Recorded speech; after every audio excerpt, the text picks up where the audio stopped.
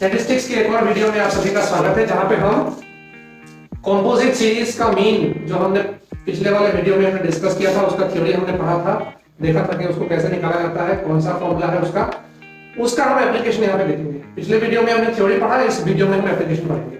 ये जो composite series का मामला है, ये कैसे यूज होता है क्वेश्चंस में। तो इस प्रकार के क्वेश्चंस को कैसे आइडेंटिफाई करोगे? आइडेंटिफाई करना काफी आसान है। अगर आपको 2 या 3 या फिर 4 या फिर उससे अधिक सेट ऑफ डेटा आपको दिया हुआ है, यहाँ पे क्वेश्चन में देखिए क्या दिया हुआ है। Average salary of male employees in a firm is ₹5200। Average का मतलब यहाँ पे मीन मान के चलते हैं। मीन किसका दिया हुआ है? Male employees. ये एक पर्टिकुलर सेट ऑफ डेटा हो गया। दूसरा पर्टिकुलर सेट ऑफ डेटा क्या है आपके पास? And that of females is ₹4200, यानी कि average salary of females is 4200, यानी कि मेल का जो एवरेज सैलरी है 5200, ये हो गया आपका एक पर्टिकुलर सेट ऑफ डेटा। और second particular set of data आपके पास कौन सा है कि फीमेल्स का जो एवरेज सैलरी है वो हो गया आपका 4200। Mean salary of all employees, यानी कि आपके पास यहाँ पे कंबाइंड मीन आपको दिया हुआ है, यानी कि मेल और फीमेल का कंबाइंड मीन आपको दिया हुआ है। आपको यहाँ पे निकालना है कि percentage of male and female employees, यानी कि कितने परसेंट एम्प्लॉइज मेल है, कितने परसेंट फीमेल है, आपको पता लगाना है। तो आइडेंटिफाई करना काफी आसान है। पहले आपको एक से ज्यादा सेट ऑफ डेटा आपको दिया हुआ होगा। यहाँ पे 2 दिया हुआ है। कौन सा दिया हुआ है? मेल का एवरेज दिया है, फीमेल का एवरेज दिया है। 2 अलग अलग सेट ऑफ डेटा है आपके पास। तो इसका मतलब है यहाँ पे आपको कंपोजिट सीरीज का फॉर्मूला यूज करना है। साथ ही ये वाला इंफॉर्मेशन भी आपको दिया है कि mean salary of all employees, यानी कि कंबाइंड मीन आपको दिया हुआ है। तो कंबाइंड मीन दिया है, more than 1 set of data दिया है, यानी कि कंपोजिट सीरीज का मीन का फॉर्मूला हमें यहाँ पे यूज करना है। तो कैसे करेंगे देखते हैं। लेट मान के चलते हैं। N1 मतलब number of observations for the first series. यहाँ पे ऑब्जर्वेशंस क्या है? यहाँ पे है नंबर ऑफ मेल एम्प्लॉइज। ये हो गया हमारा ऑब्जर्वेशन। सो N1 का मतलब होता है कि number of male employees in the firm. N2 का मतलब है number of female employees in the firm, यानी कि सेकंड सेट ऑफ डेटा का नंबर ऑफ ऑब्जर्वेशंस हो गया N2, number of female employees. उसके बाद X1 बार का मतलब क्या होगा? Average salary of male. N1 था मेल एम्प्लॉइज के लिए, तो X1 बार भी मेल के लिए ही होगा। N2 था फीमेल एम्प्लॉइज के लिए, तो X2 बार भी एवरेज सैलरी ऑफ फीमेल्स ही होगा। तो इसमें कंफ्यूज नहीं होना है कि N1 N2 X1 X2, इसमें कंफ्यूज नहीं होना है। X बार का मतलब हो गया कि average salary of all employees, male और फीमेल्स का कंबाइन कर दो, जितना होगा वैल्यू उसका हो गया X बार। ठीक है।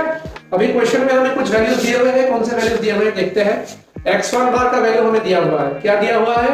Average salary of male employees is ₹5200, लिख लेना है। ठीक है। X2 बार का वैल्यू हमें दिया हुआ है, यानी कि एवरेज सैलरी ऑफ फीमेल्स कितना है? 4200। ठीक है। X बार की वैल्यू कितनी दी हुई है? 5000। तो X बार जो कंबाइंड मीन आएगा हमारा, कौन सा फॉर्मूला होगा? N1 X1 bar plus N2 X2 bar divided by N1 plus N2। ये हो गया हमारा फॉर्मूला। पिछले वाले वीडियो में हमने K तक डिस्कस किया था। K सेट ऑफ डेटा हमारे पास था। यहाँ पे सिर्फ 2 ही सेट ऑफ डेटा है, इसलिए 2 तक हम जाएंगे, उसके बाद बंद कर देंगे। तो अभी इसका वैल्यू हम पुट करके देखते हैं क्या क्या निकलता है। ये क्या होगा? 5000 into N1 plus N2। कैसे होगा? X बार की वैल्यू हमें दी हुई है 5000, N1 plus N2 यहाँ पे डिवाइड है, लेफ्ट साइड ले जाएंगे, मल्टीप्लाई हो जाएगा। इसके बाद N1 into X1 बार प्लस N2 into X2 बार। N1 का वैल्यू कितना है हमें नहीं पता, N2 का वैल्यू नहीं पता, X1 बार X2 बार का वैल्यू हमें पता है। तो यही है हमारा फॉर्मूला। तो इस फॉर्मूला को अगर हम अप्लाई करेंगे, वैल्यूज पुट करेंगे, तो क्या निकलेगा? X बार की वैल्यू 5000 है। यहाँ पे N1 plus N2 हमें दिया है डिनोमिनेटर में, लेफ्ट साइड पे ले जाएंगे तो मल्टीप्लाई हो जाएगा। N1 plus N2 is equal to N1 की वैल्यू N2 की वैल्यू हमें नहीं पता, X1 बार X2 बार की वैल्यू पता है। तो X1 की जगह पे लिखेंगे 5200 N1 plus 4200 N2। ठीक है। अभी क्या करना है? N1 और N2 हमारे पास 2 वेरिएबल्स दिए हुए हैं, तो उनको सेपरेट कर देंगे। तो क्या निकलेगा? 5000 N1 plus 5000 N2 is equal to 5200 N1 plus 4200 N2। तो कर दो सेपरेट। कैसे सेपरेट करोगे? तो 5200 N1 minus 5000 N1 is equal to minus 5000 N1 is equal to 5000 N2 minus 4200 N2। ठीक है। ये वाला हमारा वैल्यू हमारे पास आया है 5200 N1 minus 5000 N1 is equal to 5000 N2 minus 4200 N2। तो इसको सिंपलीफाई करो, N1 और N2 के बीच का रिलेशन पता चल जाएगा। सो हमारा आंसर आएगा 20 N1 is equal to 80 N2। ठीक है। ये हो गया हमारा N1 और N2 के बीच का रिलेशन। तो इसको सिंप्लीफाई करो, क्या निकलेगा? n1 by n2 is equal to 4 by 1।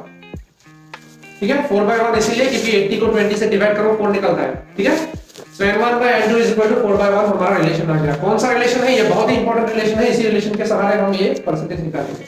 तो यहां तक था हमारा एप्लीकेशन ऑफ कंपोजिट सीरीज का फॉर्मूला का एप्लीकेशन। ठीक है, n1 x1 bar plus n2 x2 bar divided by n1 plus n2, जो जो वैल्यूज में पता है हमने यहाँ पे वैल्यू लगा दिया।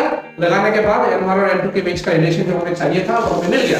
तो परसेंटेज ऑफ मेल एम्प्लॉइज कैसे निकालेंगे? मेल कहाँ का था? n1 था, number of male employees n1 था। सो n1 के लिए न्यूमरेटर में है n1, यहाँ पे न्यूमरेटर में क्या है? 4 है, तो इसलिए यहाँ पे आएगा 4 by 1 plus 4 into 100%। ठीक है, 4 इसीलिए क्योंकि न्यूमरेटर में 4 है और n1 का मतलब होता है मेल, सो मेल के लिए हम 4 लिखेंगे ऊपर, divided by numerator plus denominator 1 plus 4 into 100%।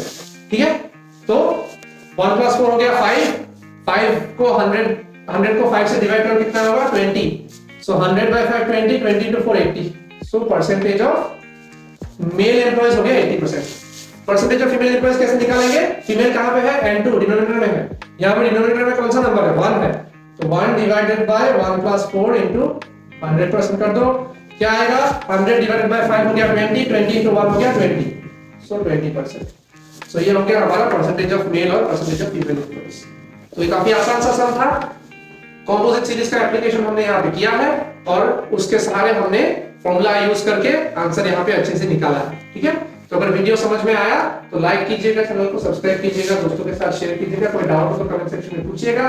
और अगर पिछले वाले वीडियो आपने देखा नहीं है थ्योरी, वो थ्योरी जरूर देख लेना, उसके बाद ही ये वीडियो देखना। Thank you.